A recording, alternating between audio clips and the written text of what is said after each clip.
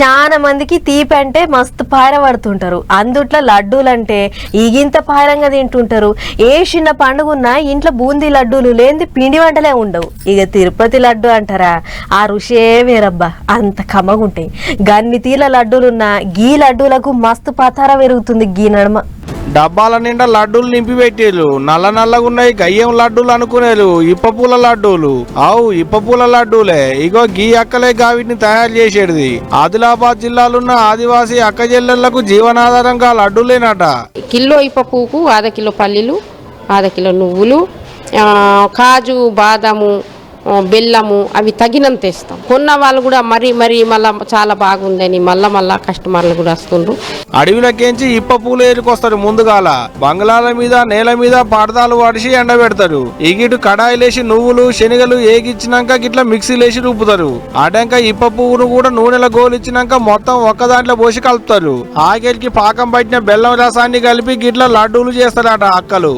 మార్చి నెలలో వచ్చిందంటే సార్ ఇప్ప పువ్వు అంటే సంబరం. ఇక మాకు ఒక దేవుడు చేస్తాం. దేవుడు చేసిన తర్వాత వాళ్ళు ఇప్ప పువ్వు ఏరుకుంటారు సార్. అడవిలోకి పోయి మా ఆదివాసులు ఎక్కడున్నా కూడా ఇప్ప పువ్వు ఏరుతారు.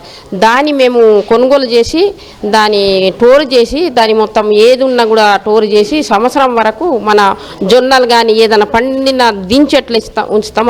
అలాగే ఉంచుతాం సార్. ఇది నువ్వులు కానీ పల్లీలు కానీ ఎప్పటికప్పుడు కొనుక్కొస్తాం. గర్భిణితో ఉన్నోళ్లకు ఈ ఇప్ప పూల లడ్డూలు పేయికి మంచిది అంటున్నారు. కడుపులో బిడ్డ మంచిగా పెరుగుతుంది అట. రక్తంలో హిమోగ్లోబిన్ కూడా పెరుగుతుంది అంటున్నారు. రుచి కూడా అంతే మస్తు కమ్మగుంటాయి అట. అప్పట్లో ఆదివాసీలు గిరిజనులు ఈ ఇప్ప పూలను మా పాయలంగా తినేటోళ్ళు ఉండేనట.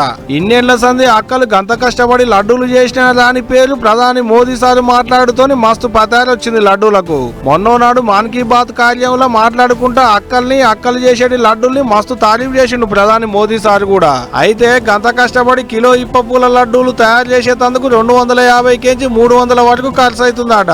కానీ పావులా కూడా లాభం ఇవ్వకుండానే గవర్నమెంట్ వాళ్ళకు అమ్ముకోవాల్సి వస్తుంది అంటున్నారు అక్కలు. వీళ్ళ కాడ 300లకు కొనుక్కొని గవర్నమెంట్ వాళ్ళు మాత్రం 400లకు కిలో ఎంబడి అమ్ముకుంటున్నారట మార్కెట్ లా.